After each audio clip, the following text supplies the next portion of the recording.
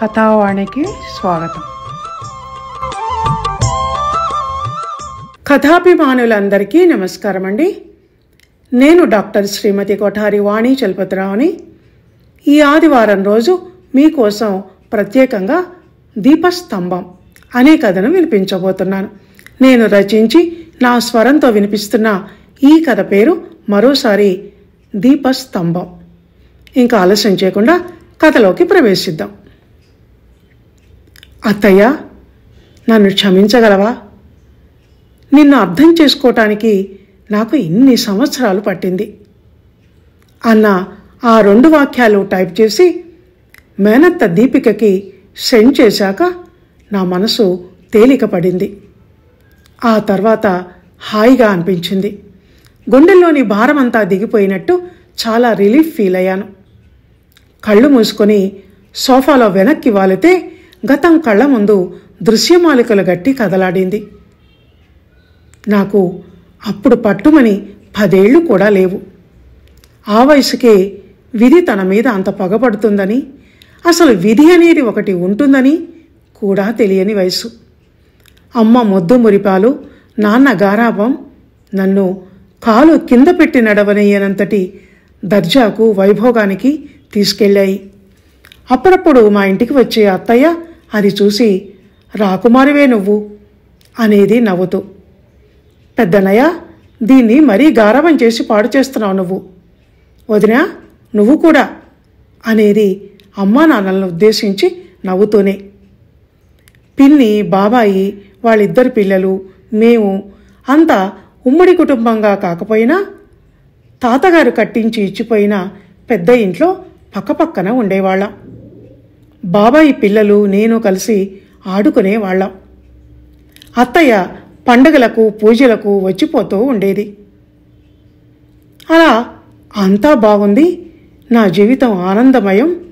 అమ్మా నాన్నలే నా ప్రపంచం, ఆటపాటలే నా లోకం అని అనుకుంటున్న సమయంలో మా ఇంట, నా జీవితంలో అనుకోని దుర్ఘటన ఒకటి జరిగింది. ఆ రోజు మా అమ్మవైపు బంధువుల ఇంట్లో ఫంక్షన్ ఏదో ఉందని అమ్మ నాన్న ఇద్దరూ స్కూటర్ మీద వెళ్ళారు. నన్ను రమ్మంటే నేను రాను, మీరు వెళ్ళండి అన్నాను. అలా ఎందుకన్నానో, నా నోటి నుంచి ఆ మాటలు ఎందుకు వచ్చాయో గాని అన్నట్టుగానే అమ్మ నాన్నలు వెళుతున్న స్కూటర్కి బ్రేకులు ఫెయిల్ అయిన ఒక లారీ వచ్చి గుద్దేసి వాళ్ళ మీద నుంచి దూసుకొని పోయింది. ఇద్దరూ స్పాట్ డెడ్, నిర్జీవంగా మారిపోయి వాళ్ళ శరీరాలు ఇంటికి వచ్చాయి. దాంతో నేను ఒంటరిగా మిగిలిపోయాను. ఆ రోజు అమ్మా నాన్న శవాలను శవవాహనంలో నుంచి దింపుతుంటే నాకు భయమేసి లోపలికి పారిపోయి వంటింటి గోడను ఆనుకొని నిల్చొని వెక్కి వెక్కి ఏడ్చాను. కొంతసేపటికి నేనెక్కడున్నానని వెతుక్కుంటూ వచ్చిన మా దీపిక అత్తయ్య ఒక్క ఉదుట నన్ను దగ్గరికి తీసుకొని గుండెలకు హత్తుకుంది. లాస్య, భయపడకు, నేను నీ పక్కనే ఉంటాను. అమ్మా నాన్నలు మళ్ళీ ఇక ఎప్పటికీ కనిపించరు. ఉన్న కాసేపు చూడు, ధైర్యంగా చూడు. మొదట భయం వేసినా ఆ తర్వాత చూడగా చూడగా భయం పోతుంది అంటోంది అత్తయ్య. ఇంతలో పిన్ని, బాబాయి నా దగ్గరికి వచ్చారు. పిన్ని నన్ను కౌలించుకుని బిగ్గరగా ఏడ్చింది. ఇంత చిన్న వయసులో ఎంత పెద్ద కష్టం వచ్చిందే తల్లి నీకు, మేమే తట్టుకోలేకపోతున్నాం, నువ్వెలా తట్టుకోగలవే అంటూ బోరు బోరున ఏడ్చింది. చిన్నదినా, అది అసలే చిన్న పిల్ల, భయపడుతోంది. మీరలా ఏడిస్తే అది ఇంకా భయపడిపోతుంది. ఇంతటి కష్టాన్ని తట్టుకోగల శక్తి దానిలో రావాలంటే దానికి మనం వాస్తవాన్ని అర్థమయ్యేలా చెప్పాలి అంది అత్తయ్య. మావయ్య మధ్యలో అందుకుంటూ, అది అసలే వయసుని మించిన తట్టుకోలేని పెద్ద కష్టం ఉప్పెల్లా మీద పడి షాక్లో ఉంటే ఏమీ జరగలేదు అన్నట్టు మాట్లాడతావే, పిల్లని ఊరడించే పద్ధతి అదేనా అంటూ అత్తయ్య మీద కసురుకున్నాడు. ఇంటా బయట పెద్ద జనసముద్రం. అయ్యో, ఎంత ఘోరం జరిగిపోయింది! చిన్నపిల్ల పాపం, తల్లిదండ్రి లేని అనాథ అయిపోయింది అంటూ నా వంక జాలి చూపులు చూడటం మొదలుపెట్టారు ఆడవాళ్లంతా. ఎవరైనా అలా అన్నప్పుడల్లా అత్తయ్య దీపిక చెయ్యి నా భుజాన్ని గట్టిగా అదిమి పట్టుకునేది. లాస్య, మనం అవతలికి వెళ్దాంరా అంటూ నా చెయ్యి పట్టుకొని అవతలికి తీసుకెళ్లేది. అత్తయ్య అలా ఎందుకు చేస్తుందో అప్పుడు నాకు అర్థం కాలేదు. నా మీద మాటిమాటికి ప్రేమ చూపిస్తూ అందరి ముందు నన్ను జాలి కోసం అన్నట్టు నిల్చోబెట్టి అక్కున చేర్చుకుంటున్నా, నా బుగ్గలు ఒత్తుతూ నా మీద ఎంతో శ్రద్ధ చూపిస్తున్న పిన్ని నాకెందుకో ఆ సమయంలో మంచిదిగా అనిపించింది. అత్తయ్య ఏవేవో పెద్ద పెద్ద మాటలు చెప్తుంటుంది. ఏడవద్దు అన్నట్టు సైగ చేసి కళ్ళు విప్పి చెయ్యి పట్టుకొని అటు నుంచి ఇటు, ఇటు నుంచి అటు తన వెంట తీసుకెళ్తోంది. చివరికి నన్ను అమ్మా నాన్నల దగ్గరికి కూడా తీసుకెళ్ళి నా చేతులను తనే జోడించి దండం పెట్టించింది. అమ్మా నాన్న అలా ఎందుకు పడుకున్నారు అత్తయ్య? ఇంకా లేవరా? చచ్చిపోవడం అంటే ఏంటి అని నేను అడగగానే తను వచ్చే ఏడుపును ఆపుకుంటూ నన్ను మరింత దగ్గరికి అదుముకొని, అంత పెద్ద పెద్ద విషయాలు అప్పుడే నీకు అర్థం కావమ్మా లాస్య, ఇంకొంచెం పెద్దయ్యాక అర్థమవుతాయి, నీకు నేను తర్వాత చెప్తా అని సమాధానం ఇచ్చింది. అమ్మ నాన్న ఇద్దరూ అలా పడుకొని ట్రక్కు మీద ఎటో వెళ్ళిపోయారు. మా పక్క వాళ్ళు, మా ఊరి వాళ్ళు అందరూ ఎవరిళ్లకు వాళ్ళు వెళ్ళిపోయారు. చుట్టాలు కూడా కొంతమంది వెళ్ళిపోయారు. అత్తయ్య నన్ను బాత్రూంలోకి తీసుకెళ్ళి తలస్నానం చేయించింది. ఆ తర్వాత కొద్ది రోజుల వరకు ఇంట్లో హడావుడి. రోజు బ్రాహ్మలు వచ్చేవారు, మంత్రాలు చదివేవారు. బాబాయి గుండు చేయించుకున్నాడు. అమ్మా నాన్నల ఫోటోల ముందు కూర్చొని బాబాయి బ్రాహ్మలు ఎలా చేయమంటే అలా చేస్తున్నాడు, చేతులు అటూ ఇటూ తిప్పుతూ. ఆ రోజు 12వ రోజట. అత్తయ్య వాళ్ళింటికి ప్రయాణమైంది. లాస్యను నాతో తీసుకెళ్తాను చిన్నన్నయ్య అంది బాబాయిని ఉద్దేశించి. నువ్వెందుకు తీసుకెళ్ళడం? మేమంతా లేమా? దాని బాధ్యత మాది, నీది కాదు. నా పిల్లలతో సమంగా చూసుకుంటాను. నాకు 3 పిల్లలు అనుకుంటాను అన్నాడు బాబాయ్. మీరు చూడరని కాదు, కొద్ది రోజులు ఈ ఇంటికి, ఈ వాతావరణానికి దూరంగా ఉంటే మంచిదని అంది మెల్లిగా అత్తయ్య. నాకు అత్తయ్యతో వెళ్ళాలని లేదు, ఆ ఇంట్లోనే ఉండాలని ఉంది. కానీ అమ్మా నాన్నలు లేకుండా ఎలా ఉండాలి అనుకున్నాను. వెళ్తావా అత్తయ్యతో అని బాబాయ్ అడిగితే తల అడ్డంగా ఊపాను. బాబాయ్ ముఖంలో సంతోషం. అత్తయ్య అదోలా నవ్వింది. ఆ తర్వాత కళ్ళనీళ్లు పైకి కనిపించకుండా కొంగుకు తుడుచుకుంటూ వాళ్ళింటికి వెళ్ళిపోయింది. అత్తయ్య వెళ్ళిపోయాక అప్పుడు తెలిసింది నాకు అత్తయ్య లేని లోటు. ఇది అని చెప్పటం రాని ఏదో వెలితి. ఏడాదికి వయసు పెరుగుతున్న కొద్దీ నాకు లోకజ్ఞానం కూడా పెరుగుతుండటంతో ఎవరేంటి, ఏది కరెక్టు అన్న విషయాలు కొద్ది కొద్దిగా అవగాహనకు రావటం మొదలుపెట్టాయి. పిన్ని బాబాయిలలో నాకేది మంచి, ఏది అవసరం అన్నదానికన్నా వాళ్ళకేది మంచి, ఏది మంచి పేరు తెచ్చిపెడుతుంది అన్న దుగ్ధే ఎక్కువ అన్నదాన్ని కీన్గా పరిశీలిస్తే అప్పుడు నాకు అవగాహనకు వచ్చింది. వాళ్ళ మాటల్లో, పనుల్లో స్వార్థ త్యాగం కన్నా స్వార్థం పాలే ఎక్కువ కనిపించింది. పిన్ని నన్ను బాధ పెట్టింది లేదు, అలా అని ప్రేమను నా అనుభూతికి అందేలా చేసింది లేదు. వండి అక్కడ పెట్టేది, పెట్టుకొని తినేదాన్ని. ఇంటికి ఎవరన్నా బంధువులు వచ్చినప్పుడు, అత్తయ్య వచ్చినప్పుడు మాత్రం లేచి కంచంలో వడ్డించి ఇంకొంచెం తిను అని కొసరి కొసరి వడ్డించేది. తను నన్ను బాగా చూసుకుంటోంది అన్న విషయం నలుగురికి తెలియాలన్న తెగ తాపత్రయం కనపడేది ఆమెలో. వాళ్ళ పిల్లలు బయట నుంచి ఏదన్నా కొనుక్కొచ్చుకొని తింటుంటే దానికి కూడా పెట్టండి అనేది. ఆ కూడా అన్న మాట నాకెలాగో అనిపించేది. పండక్కి మా ముగ్గురికి బట్టలు తెచ్చేది, కానీ లాస్యకు కూడా తెచ్చాను, 3 ఒకటే రేటు అనేది. అది చెప్పాల్సిన అవసరం ఉన్న మాట అని అనిపించేది నాకు. వాళ్ళ పిల్లలకు మరి అలా చెప్పరు కదా. నన్ను కూడా వాళ్ళలా అత్యంత సహజంగా, అతి సాధారణంగా చూస్తూ నా మానాన్న నన్ను వదిలేస్తే బాగు అని అనిపించేది నా మనసుకు. మా అమ్మ ఉండి ఉంటే నాకు బట్టలు కొన్న విషయం ఊరంతా దండోరా వేసి వినిపించేదా?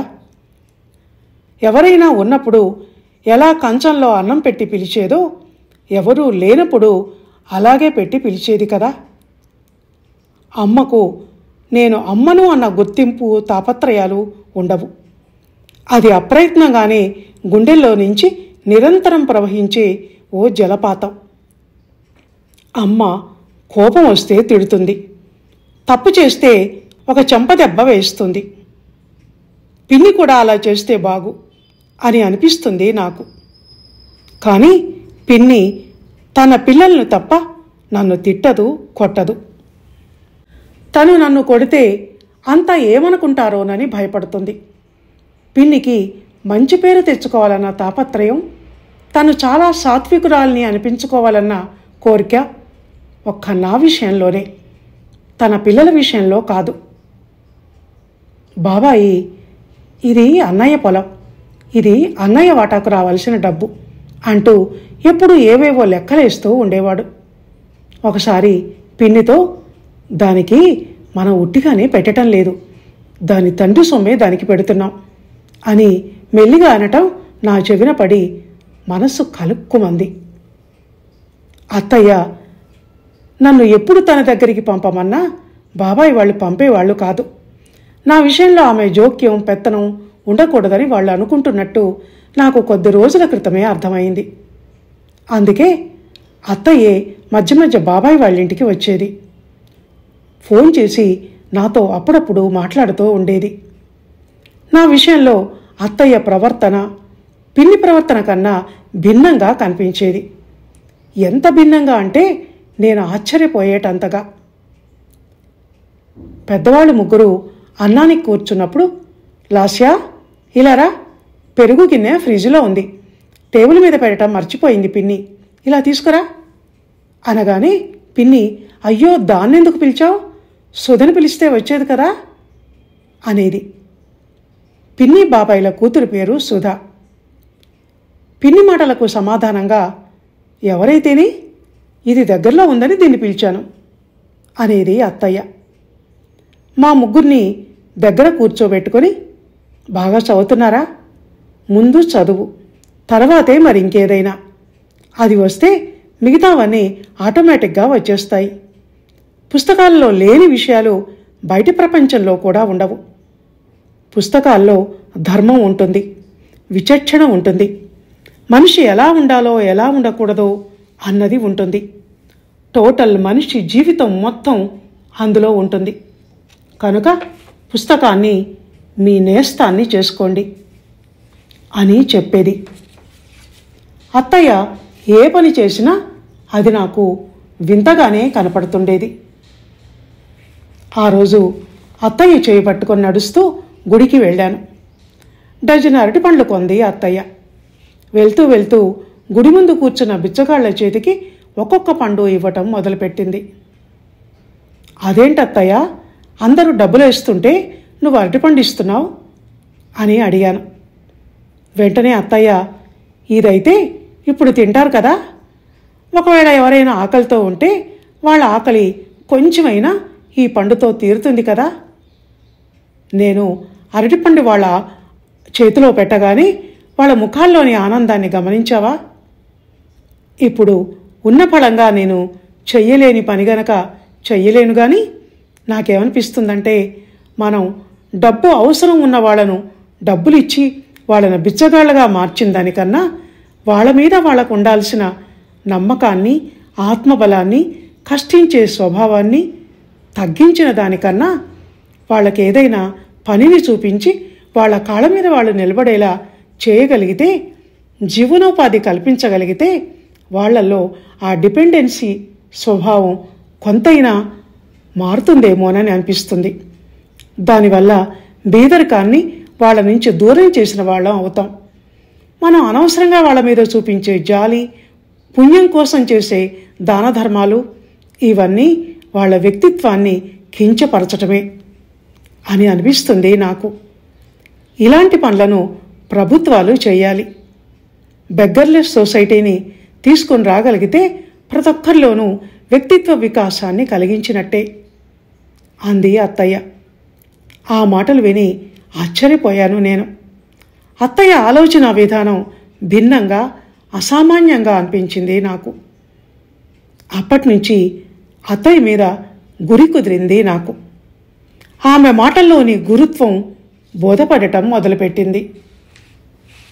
ఆ చనువు గౌరవాలతోని ఒకరోజు అందరూ నిద్రపోయాక నేను అత్తయ్య దగ్గరికి వెళ్ళి, అత్తయ్య, నాకు అమ్మా నాన్న గుర్తుకొస్తూ ఉంటారు. చూడాలని అనిపిస్తూ ఉంటుంది. ఇక్కడ అన్నీ బాగున్నా ఏదో పరాయి ఇంట్లో ఉంటున్న భావన.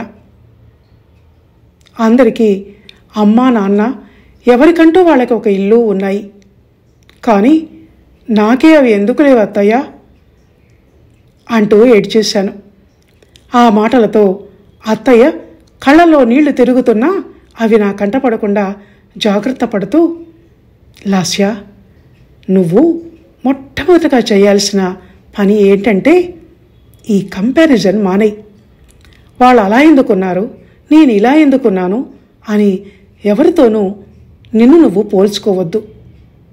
ఎందుకంటే ఎవరి జీవితం వాళ్ళదే, ఎవరి అనుభవాలు వాళ్ళవే, ఎవరి అదృష్ట దురదృష్టాలు వాళ్ళవే. నువ్వు అలా అనుకోగలిగితే ఏ బాధ ఉండదు నీకు. ఒకవేళ నువ్వు ఇంకా అనుకోగలిగితే నాకన్నా దురదృష్టవంతులు, ఉండవలసినవి లేని వాళ్ళు ఇంకెందరో అని అనుకో. కాళ్ళు లేని వాళ్ళని చూసి నాకు నడవటానికి కాళ్ళున్నాయి కదా, కళ్ళు లేని వాళ్ళని చూసి నాకు ఈ లోకాన్ని చూడటానికి కళ్ళున్నాయి కదా అనుకొని సంతోషపడు. సెల్ఫ్ పిటీ అనేది మనిషిలోని ఆత్మబలాన్ని చంపేసి మానసికంగా కృంగతీస్తుందమ్మా. మీ అమ్మా నాన్నలు పైనుంచి నిన్ను చూస్తున్నారు. అదృశ్య రూపంలో అనుక్షణం నీ వెంటే ఉంటున్నారు. మీ నాన్న నాకు పెద్దన్న కదా, ఆయన్ని గురించి నాకు తెలిసినంత నీకు తెలియదు కనుక చెప్తున్నాను. ఆయన మా చిన్నతనంలో మాకేం చెప్పేవాడో తెలుసా? జీవితం అన్న తర్వాత ఒడిదుడుకులు, కష్టనష్టాలు వస్తుంటాయి. అంత మాత్రాన బెంబేలు పడిపోకూడదు. గట్టిగా నిలబడి తట్టుకోవాలి. లేని దానికోసం అరులు చాచిన దానికన్నా ఉన్నదానితో తృప్తి పడాలి. దాన్ని సద్వినియోగం చేసుకోవాలి. దేవుడు మనకు ఏ జీవితాన్ని ఇస్తే దాన్నే మనం మహాప్రసాదంగా భావించాలి అని చెప్పేవాడు. నిజమా అత్తయ్య అని అడిగాను అమాయకంగా నేను. నిజం లాస్య. ఆ దేవుడు మనుషులకు ఎన్నో జీవిత పరీక్షలు పెడుతూ ఉంటాడమ్మా. ఆ పరీక్షలు దుర్ఘటనల రూపంలో ఉండొచ్చు, ఎదుటి మనుషుల రూపంలో కూడా ఉండొచ్చు. వాటిల్లో ఒక్కోసారి మనం ఇలాగే బేల మనస్సుతోనో అవగాహన లేకనో ఫెయిల్ అవుతూ ఉంటాం. భరించాలి, ఎదుర్కోవాలి. కింద పడినా మళ్ళీ లేచి నిలబడాలి. నీ ఓటముల నుంచి, ఫెయిల్యూర్స్ నుంచే నువ్వు ఎన్నో జీవితానుభవాలను పొందాలి. మన జీవితమే మనకొక పెద్ద గురువమ్మా. ఎవరో వచ్చి మనకేవో చెప్పనవసరం లేదు. అన్నీ మనందట మనమే నేర్చుకోవాలి. నీకు దురదృష్టవశాత్తు అమ్మా నాన్నలు లేరు. కానీ నువ్వు ఉన్నావు కదా, నీకంటూ ఒక జీవితం ఉంది కదా. దాన్ని పువ్వులా చూసుకోవలసిన, నీ జీవన మార్గాన్ని పూలబాటగా చేసుకోవలసిన బాధ్యత నీదే కదా. పిన్ని, బాబాయి, అత్తయ్య అంటూ ఇలా మా అందరి గురించి ఆలోచించి నిన్ను నువ్వు తక్కువ చేసుకోవటం అనేది మానేసి, వాళ్ళ గురించి వీళ్ళ గురించి ఆలోచిస్తూ కూర్చుంటే స్ట్రెస్ తప్ప నీకు మిగిలిందేమీ లేదు. నీ చుట్టూ 10 మంది మనుషులు ఉంటే వాళ్లలో ప్రతి ఒక్కరికి వాళ్ళ స్థాయి అంటూ వాళ్ళకొకటి ఉంటుంది. దాన్ని బట్టే వాళ్ళ ప్రవర్తన ఉంటుంది. కానీ ఇప్పుడు నీ కోసం ఎవ్వరూ మారరు. అది సాధ్యమయ్యేది కూడా కాదు. నీ కాళ్ళ మీద నువ్వు నిలబడేదాకా, నీకంటూ ఒక గూడును నీ అంతట నువ్వు నిర్మించుకోగలిగేదాకా ఈ డిపెండెన్సీ నీకు తప్పదు. లేకుంటే ఎక్కడుంటావు? వీధిలో ఉండలేవు కదా. అలా అని ఇంకెక్కడున్నా అక్కడ మరో రకం కష్టాలు, బాధలు నీకోసం ఎదురు చూస్తూనే ఉంటాయి. జీవిత పరీక్ష అంటే అవన్నీ తప్పదు కదా మరి. అందుకని ఇప్పుడు నువ్వు చేయాల్సింది ఏమిటంటే, నీ కెరీర్ని నువ్వు ఉన్నతంగా, అద్భుతంగా నిర్మించుకునే ప్రయత్నం చేయాలి. పునాది బాగుంటే భవంతి పటిష్టంగా ఉంటుంది. ఆ పునాది బాగుండాలంటే నువ్వు బాగా కష్టపడాలి, నిరంతరం శ్రమించాలి. ఇప్పుడు సంపాదించుకోవాల్సింది నువ్వు సంపాదించుకోలేకపోతే ఇక ముందు ముందు జీవితంలో ఎప్పటికీ అది నీకు దక్కదు. ఎందుకంటే ఇది నీకు లెర్నింగ్ పీరియడ్, లెర్నింగ్ స్టేజ్. ప్రతిభకు నీ మెదడులో గేట్లు తెరుచుకునేది ఇప్పుడే. అందుకని జరిగింది మర్చిపో. అది మన చేతిలో లేనిది. గతం గతః. వర్తమానం గురించి ఆలోచిస్తూ భవిష్యత్తు గురించి కలలు కను. ఈ సెల్ఫ్ పిటీని, ఎదుటివాళ్ల మీది నీ ఈ కంప్లైంట్స్ని నీ మనసులో నుంచి తీసేయి. మా పెద్దన్నయ్యకే కాదు, నాకు కూడా తమ మీద తాము జాలిపడేవాళ్ళన్నా, ఎదుటివాళ్ల మీద ఆధారపడి బతికేవాళ్ళన్నా అసహ్యం. మీ అమ్మ, అదే మా వదిన, పెద్దగా చదువుకుంది కాకపోయినా జీవితం అనే చదువును మాత్రం కాస్త గట్టిగానే చదువుకున్న వ్యక్తి కనుక అని అత్తయ్య ఇంకా ఏదో చెప్పబోతుండగా, చాలత్తయ్య, అర్థమైంది. నీ మాటలు నా ఆలోచన దృక్పథాన్ని పూర్తిగా మార్చేశాయి.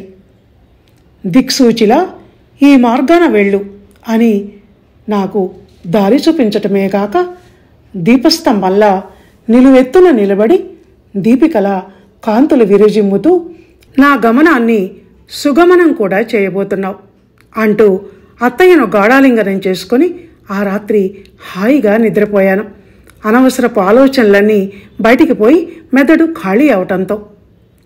నేను మర్నాడు నిద్ర లేచేసరికే అత్తయ్య వెళ్ళిపోయింది. అత్తయ్యతో నేను చెబుదామనుకున్న ఒక మాట అలాగే నా గుండె గొంతుకులో కొట్టాడుతూ ఉండిపోవటం గమనించి, అత్తయ్య, నన్ను క్షమించగలవా? నిన్ను అర్థం చేసుకోవటానికి నాకు ఇన్ని సంవత్సరాలు పట్టింది. ఆ రోజు అత్తయ్యతో వెళ్తావా అని బాబాయ్ అడిగినప్పుడు వెళ్ళనని తల అడ్డంగా ఊపింది ఆ అజ్ఞానంతోనే అని అత్తయ్య ఫోనుకు బాబాయ్ ఫోన్ నుంచి మెసేజ్ పెట్టాను. నేను లాస్య అని అంటూ వెంటనే రిప్లై ఇచ్చింది అత్తయ్య. అది అజ్ఞానం కాదు, పసితనం. Now you are grown up అని అంటూ ఆ పక్కనే డిలీట్ అని కూడా రాసింది. వెంటనే ఆ 2 మెసేజెస్ని డిలీట్ చేసి నిద్రపోతున్న బాబాయ్ మంచం మీద గప్చిప్గా ఫోన్ పెట్టేసి వచ్చాను, గాల్లో తేలిపోతున్నట్టు నడుస్తూ. ఇదండి దీపస్తంభం అనే కథ. విన్నారు కదా? అలా దీపస్తంభం లాంటి పెద్దలు ఏ ఒక్కరైనా అజ్ఞానం, అయోమయం అనే చీకట్లో నిలబడి ఉన్న పిల్లల మీద వెలుతురును ప్రసరింపచేయగలిగితే ఎంత బాగుంటుందో కదా. ఇంతవరకు ఆలోచనాత్మకంగా, బాధ్యతాయుతంగా ఈ కథ విన్న మీ అందరికీ ధన్యవాదాలు తెలియచేస్తూ ఇక ముగిస్తాను. వచ్చే ఆదివారం మరో కథతో మళ్ళీ కలుసుకుందాం. అందాక సెలవు. ధన్యవాదాలు.